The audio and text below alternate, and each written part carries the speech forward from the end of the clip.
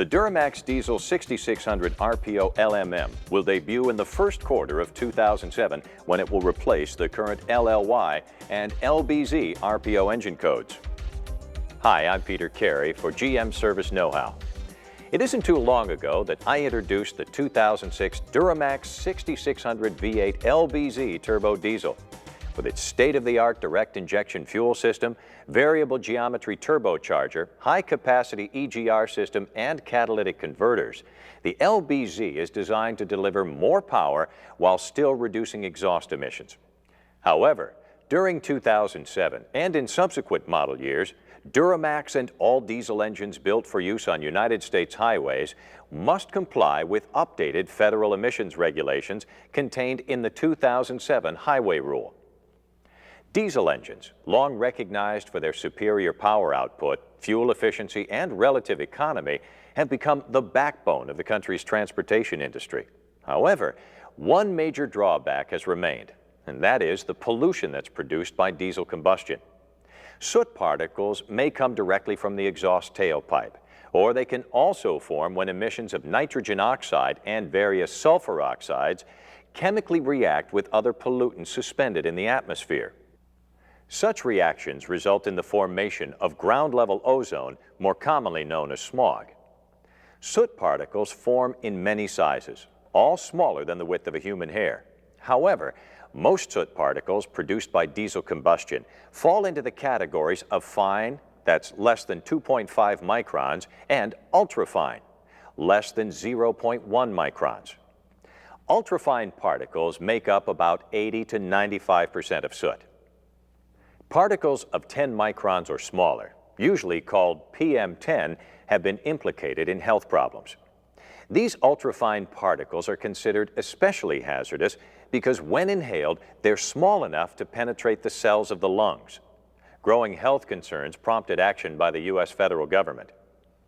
In October 1993, the 1990 Clean Air Act amendments requires that diesel fuel for on-highway vehicles contain no more than 0.05% sulfur by weight.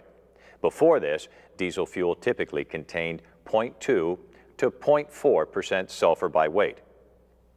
In 2000, the EPA moved forward on schedule with its rule to make heavy-duty trucks and buses run cleaner. And the 2007 Highway Rule was finalized in January of 2001. In its current regulation, the EPA has adopted a two-pronged approach in its program to combat diesel pollution and obtain gasoline-like emission standards from diesel-powered vehicles. One is aimed at highway vehicle and engine emissions, while the other addresses the quality of highway diesel fuel itself. All diesel engines produced starting January 1st of 2007 must comply with the new regulations that require the reduction of nitrogen oxide and hydrocarbons by 50% and particulate matter by more than 90% over the current 2004 emission standards. Further reductions will be required by 2010. The EPA 2007 Highway Rule requires a full 97% reduction in the sulfur content of highway diesel fuel. The current low sulfur fuel, or LSF, contains sulfur in a concentration of up to 500 parts per million. The new ultra-low sulfur diesel, or ULSD, contains a maximum of 15 parts per million. Environment Canada's sulfur in diesel fuel regulations are designed to ensure cross-border compatibility.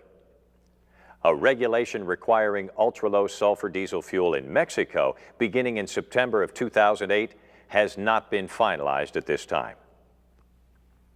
ULSD in the U.S. should be available nationwide by October of 2006. According to the EPA, some case studies show that the use of ULSD alone can reduce particulate matter emissions by between 10 and 20%. However, of greater significance is that these clean fuels enable the use of advanced after-treatment technologies on new engines. Together, the approaches of ultra-low sulfur diesel, emissions management, and after-treatment can enable engine manufacturers to meet the federal emission standards for 2007 and beyond. To comply with EPA regulations, the 2007 Duramax LMM engine incorporates internal and external hardware modifications, as well as significant electronic software calibration updates.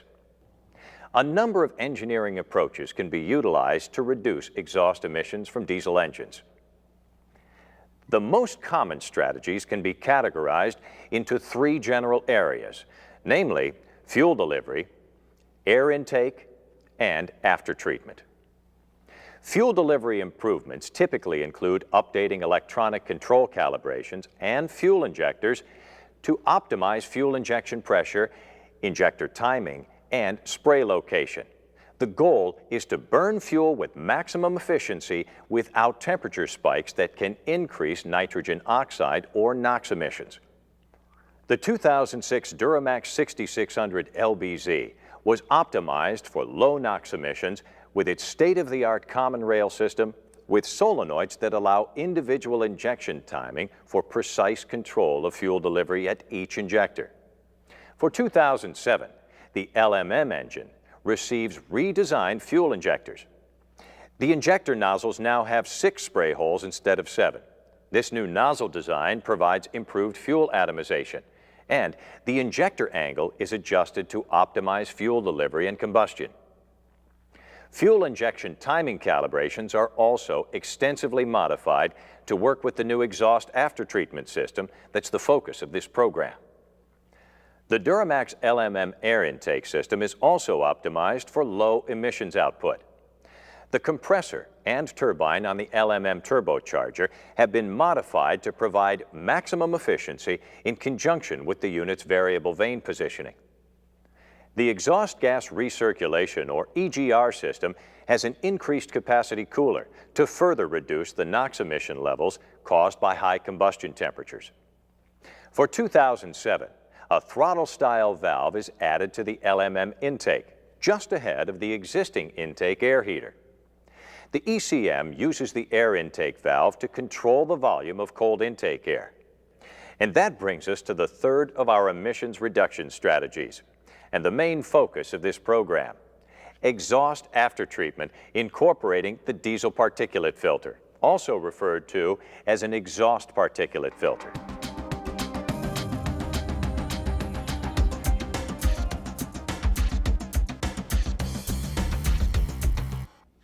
The diesel particulate filter, or DPF system, is the primary means of reducing particulate matter emissions for 2007 vehicles.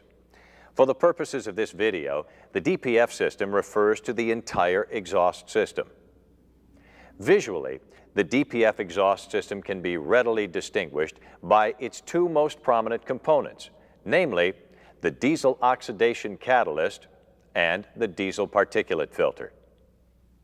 Diesel oxidation catalysts, or DOCs, as they're commonly known, have been used for many years to reduce harmful emissions from heavy-duty off-road machinery.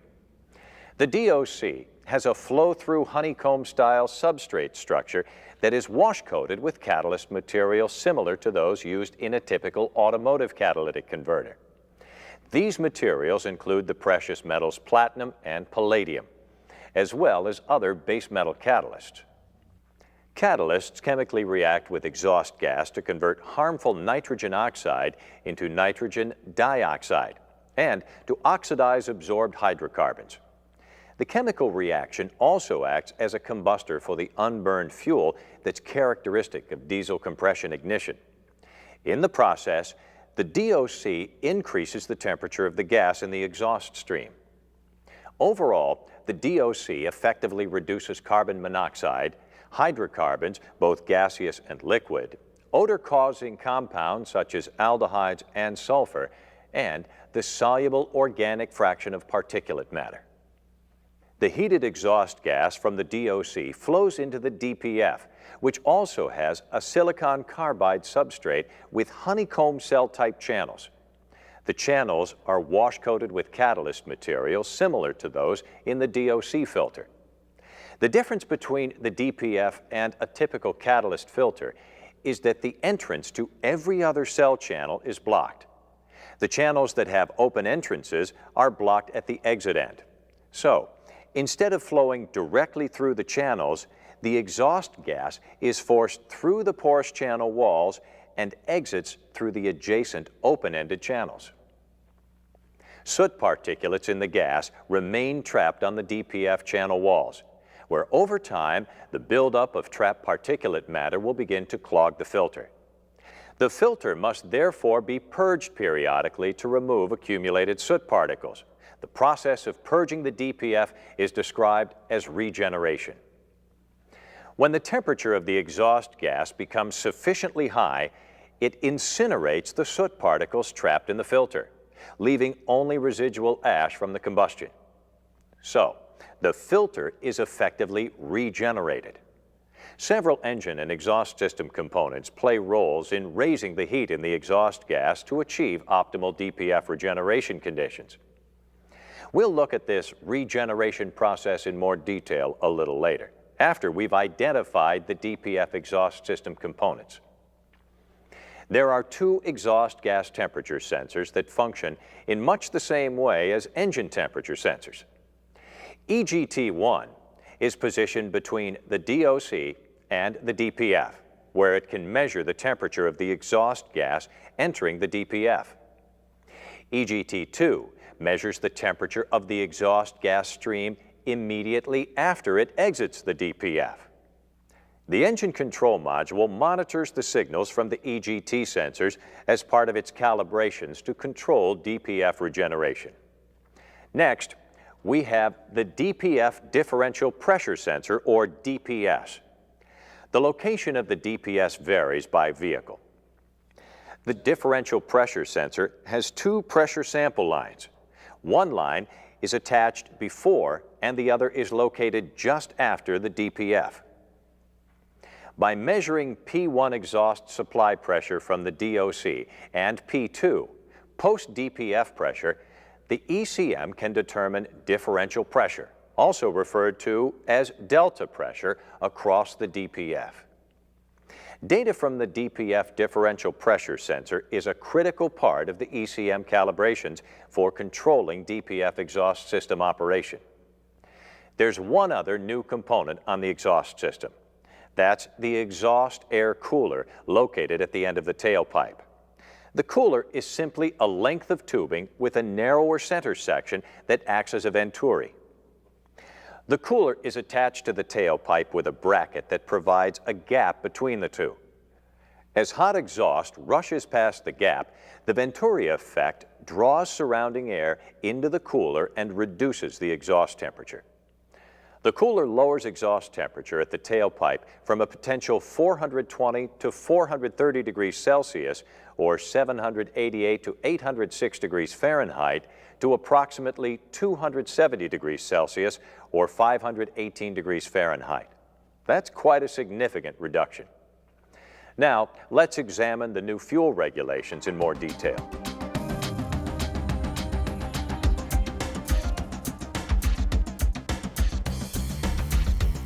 Under 2007 EPA Highway Rule regulations, the petroleum refining industry was given a June 1, 2006 deadline to comply with limitations on the sulfur content of highway diesel fuel. Sulfur in diesel fuel negatively affects the reliability, durability, and emissions performance of diesel particulate filters. The American Society of Testing and Materials, or ASTM, is the recognized standard-setting body for fuels and additives in the United States. ASTM standard D975 designates ultra-low sulfur fuel as S15. As required by federal law, fuel refiners started producing ultra-low sulfur diesel for use in highway vehicles beginning in June of 2006.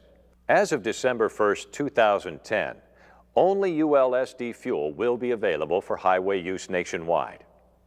Burning 500 parts per million LSF diesel in 2007.5 and later model year diesel-powered cars, vans, trucks, and buses is illegal and punishable with civil penalties. So let's summarize what all of this means for upcoming Chevrolet and GMC light and medium-duty diesel-powered vehicles. All Duramax-equipped vehicles prior to the 2007 LMN can use either ULSD or LSF diesel. 2007 LMM VIN-6 diesel vehicles require the use of ULSD for proper operation of the particulate matter emission control system. The EPA does not require service stations and truck stops to sell ULSD fuel. So it's possible that some retailers may choose to provide only LSF until closer to the 2010 mandate. In the meantime, dual fuels will be available at some facilities, while ULSD fuel might not be available initially at every service station or truck stop. Vehicles that require ULSD fuel must have specific labels on the dashboard and near the fuel inlet indicating that they must be fueled with ULSD fuel. The vehicle owner's manual also will indicate which fuel the vehicle is required to use. Federal regulations also require the labeling of all diesel fuel pumps to specify the type of fuel dispensed by each pump. The exception is California, where all retail diesel fuel was required to be ULSD by June 1st of 2006. A technical service bulletin number 060604041 has been released addressing ultra-low sulfur diesel fuel and warning labels found on fuel station pumps. Colored dye is added to diesel fuel to designate its tax-exempt status. The dye is not an indication of a fuel's sulfur content. Typically, non-highway diesel fuel is dyed red. Under the highway rule, non-highway diesel fuel is not required to meet the 15 parts per million ULSD requirement until 2010, except in California. ULSD compliance dates for non-highway fuel in California are June 1, 2006 for refiners and importers, July 15, 2006 downstream from refineries through fuel terminals, and September 1, 2006 for retail outlets. The important point is that regardless of its color, any fuel that has more than 15 parts per million sulfur content will damage the DOC and/or the DPF in the exhaust system of a Duramax LMM. More specifically, the use of LSF in 2007i ULSD diesel engines will cause phosphorus in the exhaust to form deposits on the catalyst and eventually poison the DOC. When catalyst poisoning occurs, the DOC will no longer function. That is, it won't burn hydrocarbons. The DOC not active DTC P0420 will set and the MIL will illuminate. Under these circumstances, DOC replacement is necessary as its catalyst material no longer converts harmful emissions nor raises exhaust temperature with the efficiency for which it was designed. Catalyst poisoning may also cause the DPF to plug with soot, resulting in reduced engine performance and DTCs. Number 1 ULSD fuel with a sulfur content of no more than 15 parts per million may be used to improve cold weather performance when temperatures stay below -18 degrees Celsius or 0 degrees Fahrenheit. In Canada, diesel type A fuel is blended for better cold weather starting. I'm sure most of you are familiar with biodiesel, a fuel that can be manufactured from vegetable oils or even recycled fats and grease. Most biodiesel in the U.S. is currently obtained from soybeans. Of course, the concept of using plant-derived oil to power a diesel is hardly new. When Rudolf Diesel demonstrated his namesake invention at the Paris Exhibition Fair in 1898, the large stationary engine actually was fueled by peanut oil. At the time of this recording, GM's 2007 Duramax owner's manuals state that it is acceptable to use diesel fuel containing up to 5% biodiesel, or B5 as it's also known. There are also new regulations relating to diesel engine lubrication oil.